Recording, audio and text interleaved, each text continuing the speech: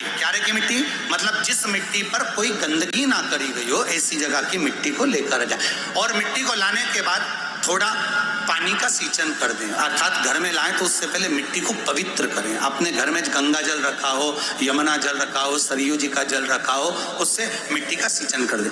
मान लो अगर ये जल नहीं भी है तो जल के अंदर थोड़ा सा इत्र डालकर मिट्टी का सिंचन करें। अगर इत्र भी नहीं है तो जल के अंदर थोड़ा सा दूध डालकर मिट्टी का सिंचन करें। दूध भी नहीं है तो एक बेलपत्री जल के अंदर डालकर उस पानी का सिंचन करें। बेलपत्र भी नहीं है, पीपल का पत्ता डालकर उसका सिंचन कर दें। पर मिट्टी पर घर में लाते से ही, ये नहीं कि मिट्टी आज लाए और तुमको शिवलिंग कल बनाना है, तो मिट्टी अगर 1 दिन पहले लाए हो, 2 दिन पहले लाए हो, 4 दिन पहले लाए हो, तो उसी दिन जल का सिंचन होना चाहिए। ये नहीं कि जिस दिन बनाएंगे उस दिन सिंचन होगा। मिट्टी पर पानी का छींटा, सिंचन भले ज्यादा मत डालो, पर छींटा तो उस दिन लगा देना चाहिए जिस दिन घर में मिट्टी लेकर आए हो, जिस दिन लेकर। फिर भले तुम शिवलिंग 15 दिन बाद बनाओ, 8 दिन बाद बनाओ, 10 दिन बाद बनाओ, 3 दिन बाद बनाओ, और उस समय पर मिट्टी का सिंचन उस समय हो जाना चाहिए।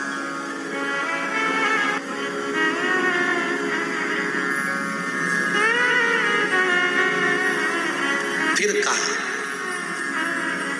जिस दिन शिवलिंग का निर्माण करो उस दिन प्रातः में अगर आप शिवलिंग बना रहे हैं तो ब्रह्म मुहूर्त में मिट्टी को गला दो। किस पानी से गलाना है उसका भी प्रमाण, उसका भी शास्त्र वर्णन करा। किस जल से गलाया जाए, शिव महापुराण की कथा कहती है अगर आपको आज शिवलिंग का निर्माण करना है, शाम को आप शिवलिंग का निर्माण कर रहे हो, तो अपने पानी का जो मटका होता है, हंडा होता है, रसोई घर में जहां पानी भर कर रखते हो, उसके नजदीक में एक कलश जिसमें अलग से ताजा जल भरा जाए और उस पर प्लेट ढकी हो और उस पर एक चावल का दाना रखा हो, उस जल को लेकर आओ। थोड़ी देर रखा रहे, आधा घंटा, 2 घंटा, 3 घंटा, 15 मिनट, 20 मिनट, पर वो पानी वहां रखा होना चाहिए। रसोई घर में अन्नपूर्णा का निवास होता है, परिंदे के पास पितरों का निवास होता है। अन्नपूर्णा, पित्र सब रसोई घर के भीतर विराजमान होते हैं। शास्त्र कहता है 33 कोटि देवता एक समय के लिए, एक क्षण के लिए हमारे रसोई घर में प्रवेश करते हैं। रसोई घर में रखा है चावल का दाना रखकर प्लेट के ऊपर, अर्थात उस कलश का जल उस मिट्टी में थोड़ा सा डालिए। क्यों डाला जाता है उसका भी भाव वर्णन किया है। अब भविष्य पुराण, स्कंद पुराण और अग्नि पुराण, इन तीनों से ले लिया गया। वर्णन किया गया जब उस कलश का जल हम डालते हैं तो उस कलश में पितरों का भाव आ जाता है, अन्नपूर्णा का भाव आ जाता है, घर में लक्ष्मी का भाव आ जाता है, संपदा का भाव आ जाता है। पूरे 24 घंटे के अंदर एक क्षण के लिए रसोई घर में 33 कोटि देवता आते हैं, तो वो देवता का सारा भाव उस कलश के अंदर आ जाता है। और वो जल जब हम उस मिट्टी में मिलाते हैं तो गंगा, यमुना, सरयू, सरस्वती, ये 33 कोटि देवता में, तो इन सब का आनंद उस जल में आ जाता है। और वो जल जब हम मिट्टी में मिलाते हैं तो मिट्टी पवित्र हो जाती है, स्वयं कैलाश अधिपति को स्वीकार करने के लायक हो जाती है, निर्मित करने के लायक।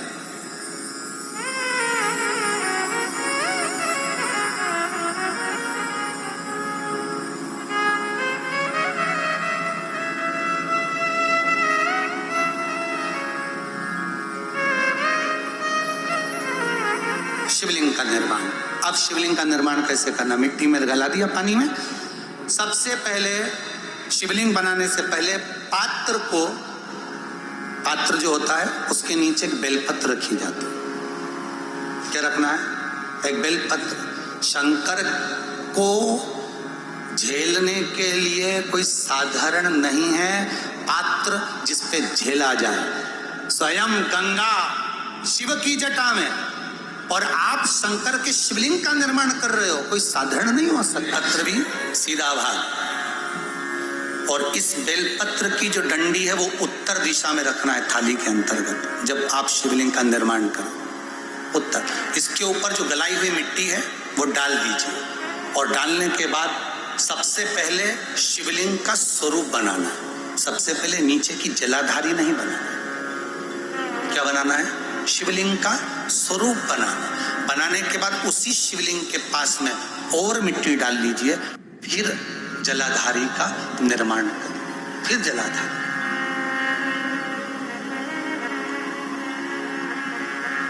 शिवलिंग जलाधारी निर्मित हो गई। शंकर जी का संपूर्ण परिवार शिवलिंग में रहता है, आपको पहले भी कहा। भगवान भूत अधिपति भूतेश्वर भगवान शिव का संपूर्ण परिवार शिवलिंग में, पहले भी कथा में कहा, आज फिर आपको वर्णन कर देते हैं।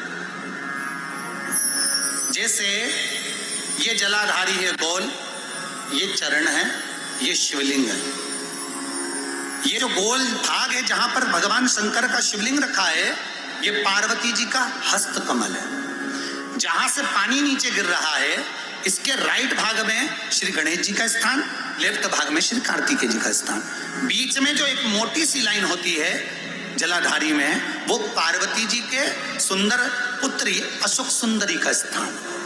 शंकर जी के ऊपर तिकोनी रखी रहती है, उसके ऊपर से जो जल बूंद बूंद नीचे गिरता है, ये जो पानी बूंद बूंद नीचे गिरता है, या आप कलश से जल चढ़ाते हो या आप संगीत से जल चढ़ाते हो, तो ये जो पानी गिर रहा है, ये शंकर भगवान की 5 पुत्रियां, जया, विषहरा, शामरीबारी, दोतली और देव। ये शंकर जी की 5 बेटियां, 5 पुत्री। कार्तिकेय भी है, गणेश भी है, अशोक सुंदरी भी है, शंकर जी की 5 बेटियां भी हैं, शंकर भी है और पार्वती भी। अर्थात शिव जी के परिवार में आपको गणेश जी की पूजन अलग करने जाने की जरूरत नहीं पड़ेगी। शंकर के परिवार में पार्वती जी की पूजन अलग करने जाने की जरूरत नहीं पड़ेगी। कार्तिकेय की पूजन अलग जाकर करने की जरूरत नहीं है। शंकर का परिवार शंकर के शिवलिंग के साथ में उस जलाधारी में संपूर्ण परिवार शंकर का विराजमान है। संपूर्ण परिवार, कुछ भी नहीं, संपूर्ण और पूरा परिवार है महाराज। फिर वही वापिस निर्माण को, शिवलिंग के निर्माण को मिट्टी लाए, स्वच्छ जगह की, जल का छींटा दिया, रखा। जब शिवलिंग बनाया तो एक कलश पानी पहले से 2 घंटा, आधा घंटा, 15 मिनट, 20 मिनट पहले उसको रख दिया। उसी पानी से उसको गीला करा। गीला करने के बाद उसका निर्माण सबसे पहले बेलपत्री, बेलपत्री के ऊपर मिट्टी, मिट्टी के ऊपर रखकर शिवलिंग का निर्माण, फिर जलाधारी का निर्माण और शिवलिंग का निर्माण पूर्ण होने के बाद में फिर बाबा का सुंदर भाव से आप श्रृंगार करें, अभिषेक करें, पूजन करें। और एक बात याद रखना, पार्थिव शिवलिंग का अगर निर्माण करा है तो आपको वो पार्थिव शिवलिंग को रात्रि होने से पहले विसर्जन होना जरूरी है। हाँ, अगर कोई भी शिवरात्रि का दिन है तो फिर आप पूरी रात रख सकते हो। हरतालिका तीज का दिन है, पूरी रात रख सकते हो। बड़ी तीज है, छोटी तीज है, आप शिवलिंग बनाए हो तो आप पूरी रात रख सकते हो। विशेष कोई उत्सव है, श्रावण का महीना है, पूरी रात रख सकते हो। पर बाकी के समय अगर आप शिवलिंग का निर्माण करें तो उसको सूर्यास्त होने के पहले आप उसको नदी में, जल में, जलाशय में विसर्जन करें। और ध्यान दीजिएगा, विसर्जन करते समय जब आप विसर्जन करें, पानी में अपने पात्र को, शिवलिंग को जब छोड़ें, उस समय पर ध्यान दीजिएगा कि शिवलिंग की जो जल की धार है, जिसका उत्तर की ओर जो जल की धार होती है, विसर्जन करते समय वो जल की धार अर्थात वो उत्तर का भाग हमारी ओर होना चाहिए। और थाली इस तरह से पकड़ें कि वो भाग हमको जब डालें तो वो भाग हमको दिखे, थोड़ा सा नजर आए पानी में डालते समय। और जब वो थोड़ा भाग दिखता रहे, और जिसलिए आपने शिवलिंग बनाया, जिस कामना से आपने शिवलिंग बनाया है, वो कामना उस भाग को पानी में देखते देखते बोल दीजिए, वो कामना पूर्ण हो जाती है। इसको कहते हैं पार्थिव शिवलिंग का निर्माण करना और उसकी आराधना करना। श्री शिवाय नमस्तुभ्यम साथियों। तो इसी तरह से मासिक शिवरात्रि पर या महाशिवरात्रि पर शिवलिंग का निर्माण पूर्व शास्त्रों से वर्णित गुरुदेव ने बताया है। आप इसी तरह से करें। 108 शिवलिंग का निर्माण भी ऐसे ही करना है। मुख्य शिवलिंग पहले आप बना लीजिए, उसके आसपास छोटे छोटे शिवलिंग बना करके उनका पूजन, अभिषेक, विसर्जन कर सकते।